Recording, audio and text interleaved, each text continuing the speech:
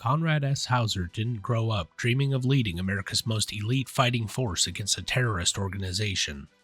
The kid from Iowa just wanted to serve his country. What he became was something else entirely. The heart and soul of G.I. Joe. They called him Duke because the nickname fit. There was something about Hauser that commanded respect without demanding it. Maybe it was the way he carried himself, or how he could look a superior officer in the eye and still maintain perfect military bearing. Whatever it was, people followed him. Duke enlisted in 1967, back when Vietnam was heating up and America needed soldiers who could think on their feet. He was at the top of his class at Fort Benning, which got him noticed.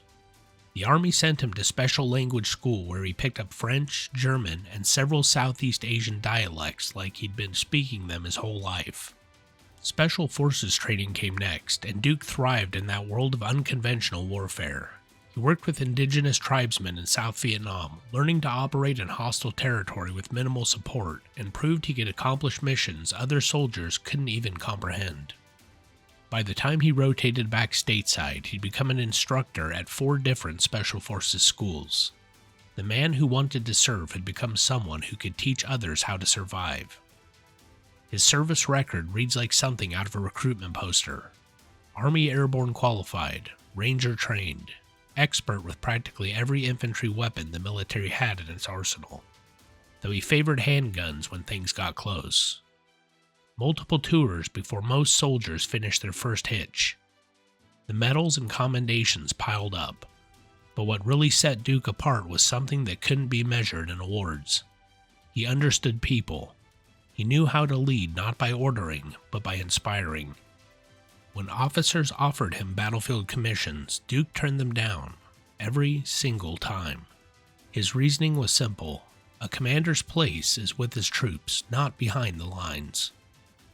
Cobra emerged as a threat right when America needed someone who understood both conventional warfare and this new kind of shadow conflict.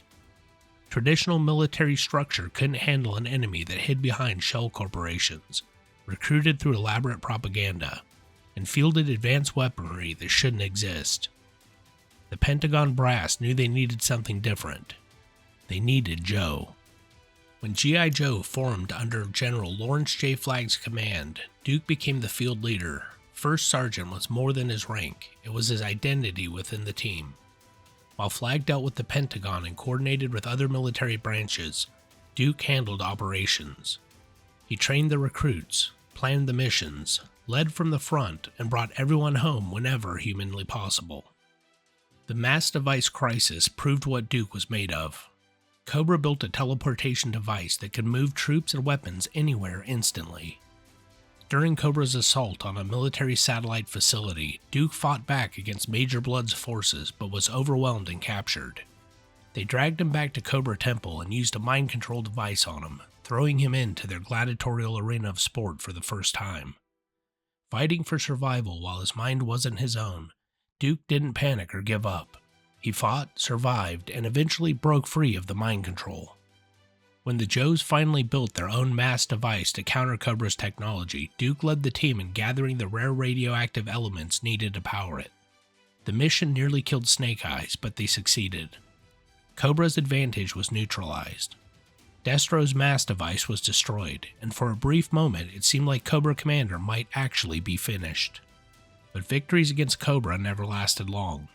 After the mass device crisis, General Flagg vanished. He never appeared again, never gave another order, never coordinated another mission. The official story was vague, but everyone on the team knew what silence like that usually meant. G.I. Joe named their new aircraft carrier the USS Flagg in his honor. It was the kind of tribute you gave to a fallen leader. With Flagg gone, Duke and the newly arrived Warrant Officer Fluent took over field operations. They answered to Colonel Sharp now, another Pentagon liaison who oversaw the team from a distance. But on the ground, in the field where it mattered, Duke and Flint ran the show. They alternated command roles depending on the mission, each respecting what the other brought to the table. Duke had the experience and the instincts. Flint had the tactical training and the ability to think 3 moves ahead. Together they made G.I. Joe stronger than it had ever been. Then came the Weather Dominator. Destro engineered a machine that could control weather patterns. Hurricanes, lightning storms, blizzards, all at Cobra Commander's whim. They used it to hold the world hostage. Duke and Snake Eyes got captured during a convoy ambush, along with the laser core Cobra needed to complete their weapon. This time Cobra Commander threw both of them in the arena of sport, forcing Duke and Snake Eyes to fight each other in brutal gladiatorial combat while Cobra watched and cheered. Instead of tearing each other apart, they used Morse code to warn the rest of the team about Cobra's plan to assault Washington. The Joes defended the Capitol and managed to destroy the Weather Dominator, but the device broke into 3 pieces that scattered across the Earth. Both sides raced to recover the fragments. Duke coordinated missions from the Arctic to tropical jungles, always staying one step ahead of Zartan, Destro, and the Baroness. Spirit went one-on-one with Storm Shadow at the Palace of Doom. Shipwreck and his team faced unknown dangers on the Island of No Return. Flint led assaults through Destro's creeper vines and into ancient temples. When Cobra finally reassembled the weapon, Duke led the assault on Cobra Temple that destroyed the Weather Dominator for good. Cobra Commander was captured again, though Destro and Zartan managed to escape. Again. The Pyramid of Darkness might have been Cobra's most ambitious scheme yet. Cobra Commander's plan was to create a massive energy blocking pyramid over the northern hemisphere, plunging most of the world into darkness and rendering electronics useless. Zartan infiltrated the Delta space station and destroyed G.I. Joe headquarters from orbit. With their main base in ruins, Duke had to establish operations aboard the USS Flag while coordinating strikes against Cobra's cube-placing operations around the globe. The Joes fought in deserts, ancient temples, and frozen wastelands to stop Cobra from activating the pyramid. Duke's leadership held the team together when everything seemed lost. They retook the space station, destroyed the control cubes, and dismantled Cobra's master plan piece by piece. Everything changed when General Clayton Hawk joined G.I. Joe at the start of the team's second year. The man who had originally founded the organization was back, and he brought a level of authority and experience that changed the entire command structure. Hawk took over as overall commander of the team. Duke remained field commander and second in command, the operational leader who turned strategy into action. Flint became third in the chain, followed by the newly arrived Beachhead and Sergeant Slaughter. If anything, this made Duke more effective. He could focus entirely on the tactical side while Hawk handled the big picture coordination with Washington and the military brass. What separated Duke from other field commanders was his understanding that G.I. Joe wasn't just another military unit. You had Scarlet, brilliant and deadly with a crossbow. Snake Eyes, who communicated through silence and violence. Roadblock, who could quote poetry while manning a 50 cal. Shipwreck, who cracked jokes in the middle of firefights. Duke recognized that his team's strength came from their differences, not despite them. He didn't try to force everyone into the same mold. He adapted his tactics to their unique capabilities, creating strategies that let each Joe shine doing what they did best. The relationship between Duke and Cobra Commander fascinated military analysts. They represented polar opposites in leadership philosophy. Cobra Commander ruled through fear and manipulation, keeping his own people in the dark about his real plans. Duke led through trust and transparency. His team knew the stakes, knew the risks, and chose to follow him anyway. That difference showed in the results. Cobra forces constantly second-guessed each other and jockeyed for position.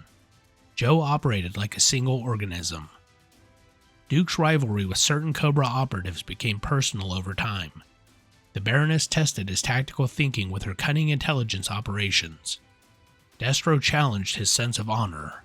Here was an enemy who fought by a code, however twisted. Zartan was different. The Master of Disguise got under Duke's skin in ways the others didn't. Zartan represented everything Duke stood against: deception, betrayal, the willingness to be anyone except yourself. When Zartan infiltrated Joe operations or impersonated team members, Duke took it personally. Off-duty, Duke was different. He could crack jokes with the motor pool guys, shoot hoops with the newer recruits, and make everyone feel like they mattered. This wasn't calculated leadership technique, it was genuine. Duke remembered what it felt like to be the new guy, uncertain and trying to prove himself. He never forgot that. When Flint joined the team as warrant officer, Duke recognized another natural leader and worked with him instead of competing against him. When new Joes arrived, nervous about living up to the team's reputation, Duke made time to train them personally. The burden of command wore on him though. Every mission where someone got hurt, every close call, every time Cobra slipped through their fingers, Duke carried that weight. Hawk noticed it, tried to get him to take leave. Duke always found a reason to stay. The mission wasn't done. Cobra was still out there. His team needed him. That dedication came with costs. Relationships outside the team became nearly impossible. How do you explain to someone that you can't talk about your work, can't say where you're going, and might not come back? Duke watched other soldiers build families and settle into normal lives. He had G.I. Joe. Most days that felt like enough. His tactical evolution showed Duke's ability to learn and adapt. Early missions relied heavily on direct confrontation. See the enemy, engage the enemy, defeat the enemy. But Cobra taught him that modern warfare required more finesse. He started incorporating misdirection, false intelligence drops, and strategic retreats into his playbook. Duke learned to fight smarter, not just harder. The new recruits looked at Duke and saw everything a soldier should be: strong, brave, capable, principled. What they didn't see was the calculation behind every decision, the nights spent reviewing mission footage looking for mistakes, the responsibility he felt for every Joe under his command. Being Duke meant carrying all of that alone. When Cobra launched their major operations, Duke stood at the center of Joe's response, not just because of orders, but because nobody else could do what he did. He understood the big picture while managing the small details. He inspired courage while maintaining tactical discipline. He was, in every sense that mattered, the living embodiment of what G.I. Joe represented. The man from Iowa became more than Conrad Hauser. He became Duke, First Sergeant, the soldier every American wanted defending them and every Cobra operative hoped they wouldn't face. Whether leading a small strike team through hostile territory, or coordinating massive operations against Cobra's doomsday weapons, Duke remained constant, professional, capable, and absolutely committed to the mission. And somewhere in that transformation from Midwestern kid to legendary warrior, he found his purpose.